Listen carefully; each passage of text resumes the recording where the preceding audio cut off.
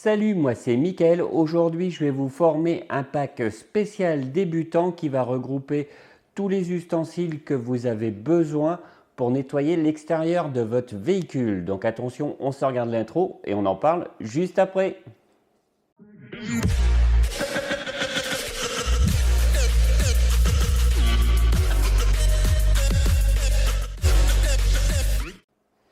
Donc je vais vous montrer tous les ustensiles indispensables pour nettoyer l'extérieur de votre véhicule.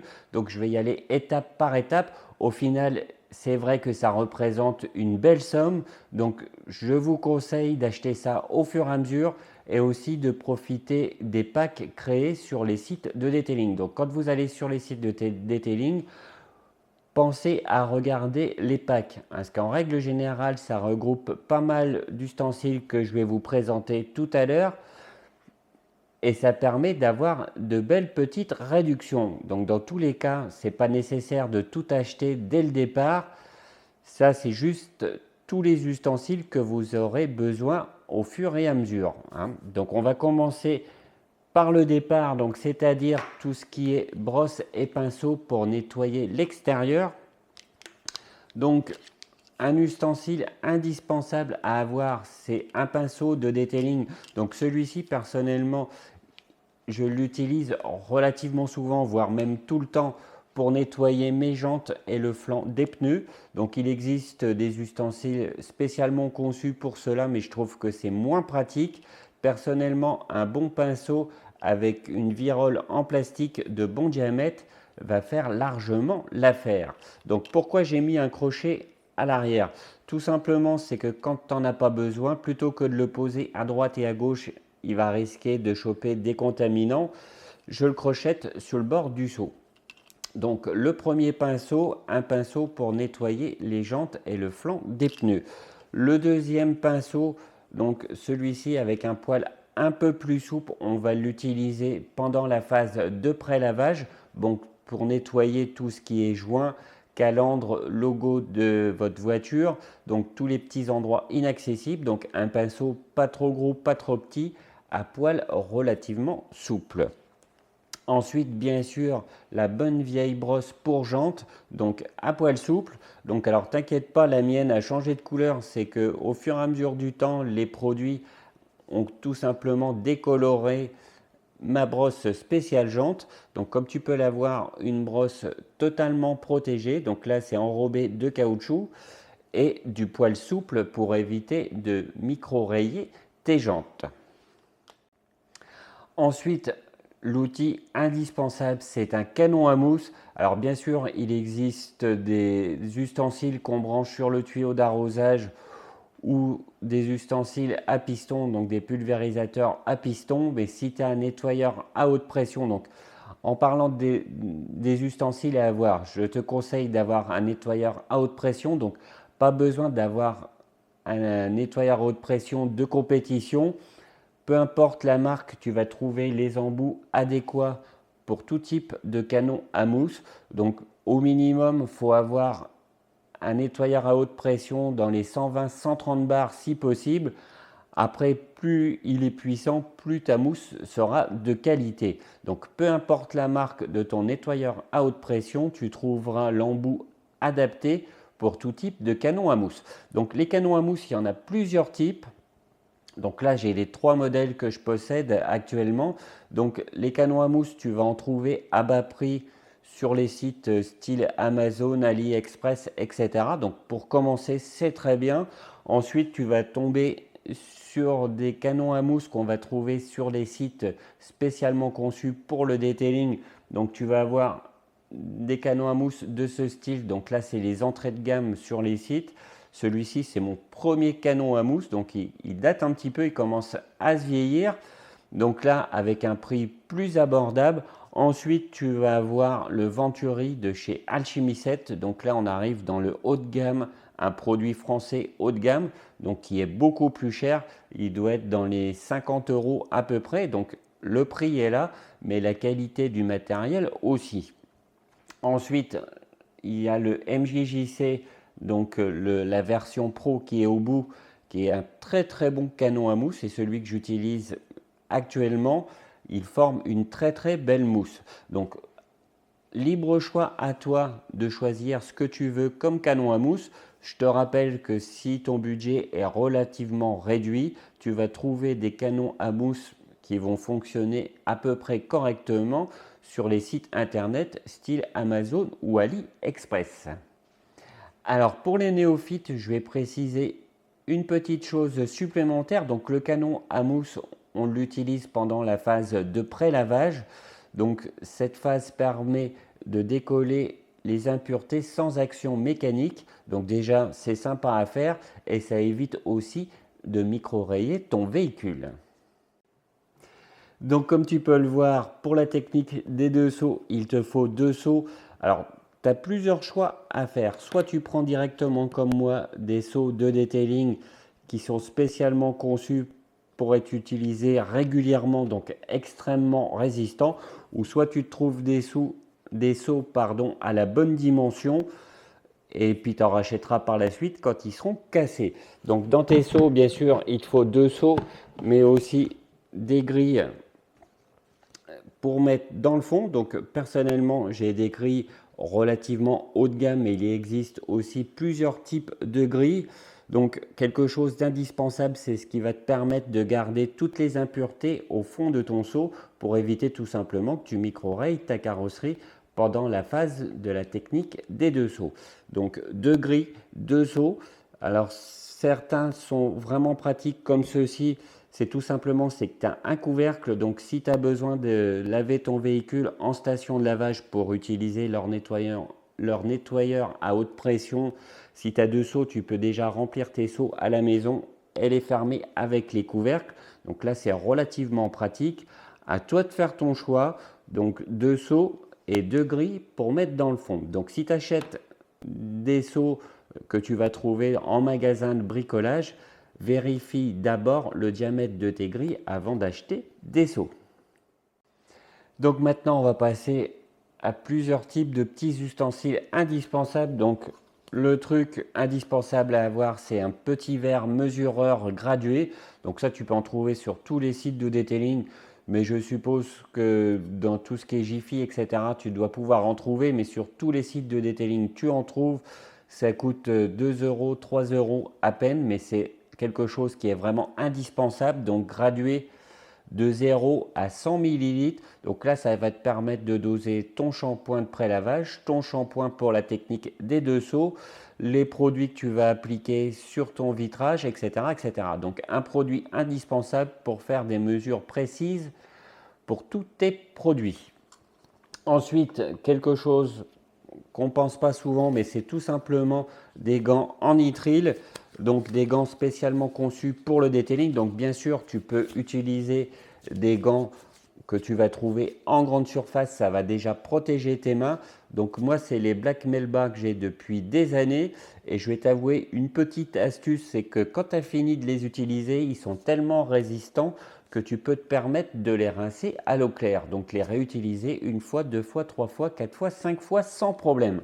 Donc les Black Melba, des gants en nitrile super résistants, donc qui va vraiment bien te protéger tes mains de toute substance chimique. Donc je pense un peu aux décontaminants ferreux, aux nettoyants pour jantes, au dressing pour plastique, etc. etc. Donc si tu n'as pas de gants, ça peut t'abîmer les mains. Ça m'est déjà arrivé parce que j'ai tendance à ne pas les mettre parce que c'est vrai qu'on a tendance un petit peu à transpirer avec les gants, mais tu te retrouves vite fait avec des allergies ou des brûlures. Donc un conseil, achète-toi des bons gants, peu importe si c'est des bons gants comme ceux-là ou si c'est des gants de grande surface, il n'y a pas de souci non plus, ça va protéger. Ensuite, 2 sortes de pads qui vont être utiles pendant toutes tes prestations. Donc tu vas avoir des pads en mousse comme ceci qui vont te servir pour poser tout ce qui est cire en pot, donc les cires à la Carnauba, les cires synthétiques.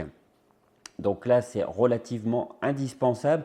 Tu vas aussi pouvoir t'en servir pour la pose des dressings, donc pour les plastiques extérieurs. Ça, c'est un petit ustensile indispensable aussi à avoir.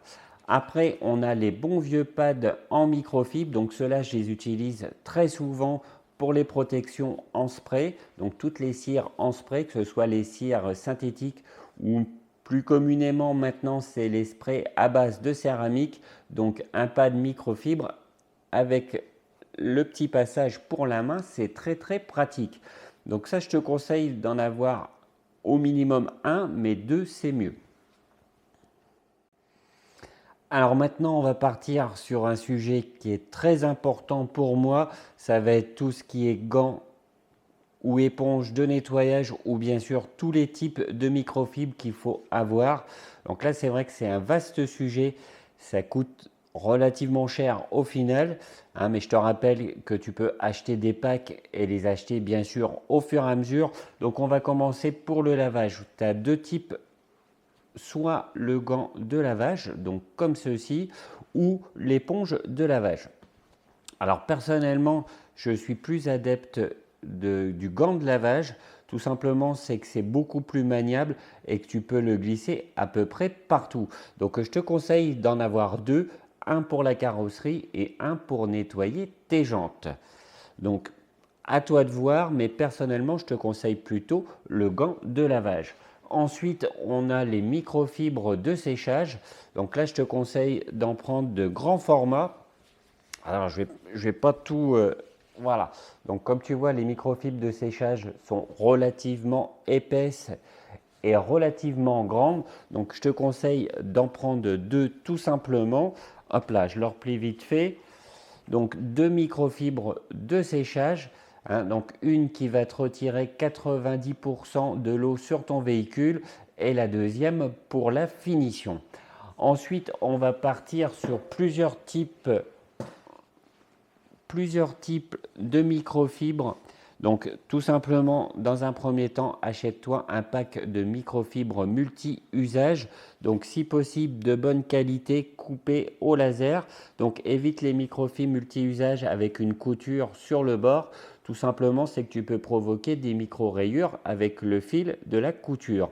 Donc des microfibres multi-usage sans couture coupées au laser. Donc là, ça permet d'avoir des microfibres de bonne qualité. Tu vas avoir différents types de microfibres. Donc là, c'est des microfibres spécialement conçues pour le polissage, donc pour essuyer les restes de polish. Hein, donc pour passer l'IPA et nettoyer tous les résidus de polish. Donc là, c'est des microfibres spécialement conçues pour ça. Donc toi, si tu débutes, tu ne vas pas te mettre à la correction dès maintenant. Donc ça, c'est des microfibres que tu peux acheter par la suite. Donc je te conseille, si tu en as besoin, c'est d'en prendre plusieurs. Tu prends un pack, il t'en faut au moins 10 à 15 microfibres pour faire une voiture totalement. Déjà avec 10, je pense que tu t'en sors pas trop mal. Normalement, tu vas trouver des packs de microfibres spécialement conçus pour la correction. Ensuite, on va avoir la microfibre de buffing. Donc c'est une microfibre en règle générale à poil mi-long, voire long. Donc une microfibre extrêmement douce que tu vas utiliser pour essuyer tout type de cire. Donc il y en a qui sont plus ou moins adaptés aux cires à la carnauba ou aux cires synthétiques, ce qui est le cas de celle-ci. Mais tu as aussi des cires de buffing. Donc je te dis le terme exact comme ça sur les sites de detailing. Tu vas pouvoir faire ta petite recherche et acheter suivant ton budget.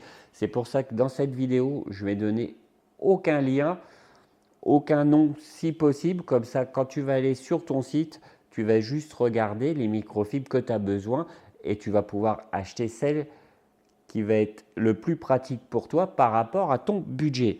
Donc celle-ci qui va être plus adaptée, on va dire, à tout ce qui est cire à la carnauba ou cire synthétique, que ce soit en pot ou en flacon. Et tu as les petites microfibres comme celle-ci. Donc celle-ci, je les utilise aussi pour les cires à la carnauba ou les synthétiques. Tout simplement, c'est que je fais toujours un double buffing, donc un double essuyage pour avoir aucune trace sur le véhicule, donc aucun résidu de cire sur le véhicule. Donc je prends toujours des microfibres ultra douces, donc sans couture, toujours avec le poil mi-long pour la finition. Donc des microfibres dans ce style. Je vais t'en montrer une d'un peu plus près. Voilà, donc tu vois un poil très doux avec un poil mi-long. Donc celle-ci va être utile pour le double buffing, ou si tu as des cires en spray à base de céramique, je te conseille directement d'en prendre deux comme ça.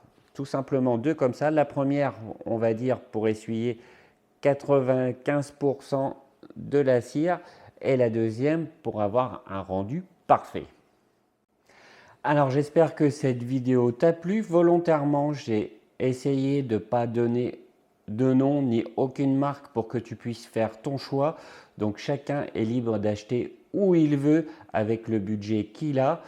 Donc tout simplement, c'est que si tu n'as pas les moyens, c'est vrai que tu peux trouver la plupart des ustensiles sur des sites style Amazon, AliExpress, donc ça peut dépanner, ça je le comprends tout à fait. Si tu recherches plus de la qualité, je te conseille d'aller sur les sites de detailing, donc des sites spécialisés pour vendre tous les ustensiles et tous les produits adaptés pour ton véhicule. Donc là, je fais aucune pub pour personne. Chacun est libre d'aller où il veut. Ça va te permettre de faire une petite liste, de comparer les prix et de faire ton propre choix. Si tu as aimé cette vidéo, n'hésite pas à mettre un petit j'aime et bien sûr à t'abonner à ma chaîne YouTube. Et bien, je te dis à bientôt pour une prochaine vidéo. Allez, salut!